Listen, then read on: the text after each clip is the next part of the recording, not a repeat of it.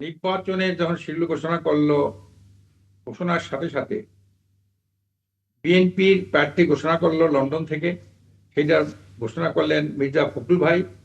ঘোষণার সাথে সাথে দেশে আগুন লেগে আপনার এক প্রার্থী আর এক প্রার্থীর উপর গুলি চালায়, আহত করে, কর্মীদেরকে হত্যা করে, বাসের মধ্যে বাস পড়িয়ে দেয়, তার মধ্যে লোক মারা যায়।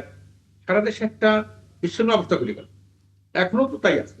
এখনো যারা বিদ্রোহী প্রার্থী, আপনি দেখেছেন বোধহয় কালকে টাকা ইসের পরে যেদিন টাকা সাবমিট করলো, আপনার ফর্ম সাবমিট করলো, সেদিন একজন আপনার স্বতন্ত্র প্রার্থী ঘাট ধাক্কা দিয়া বিএনপি প্রার্থী তাকে বের করে দিল ডিএনএ বুথের সামনে। এটা কিসের ইঙ্গিত? একটা স্বতন্ত্র মানুষ নির্বাচন করতে পারে না, দল থেকে সে পদত্যাগ করতে পারে না, নূতন তার এই স্বাধীনতা থাকবে না?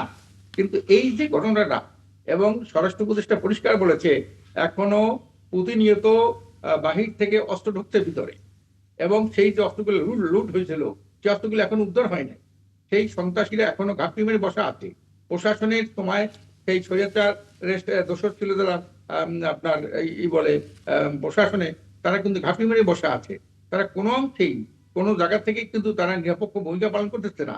কাজে এই জন্যে আর ডক্টর মোহাম্মদ ইউনূস সাহেব একটা কথা বলেছেন, উৎসব মুখর নির্বাচন করবে। ভালো কাজের জন্য উৎসব হয়, খারাপ কাজে তো উৎসব হয়।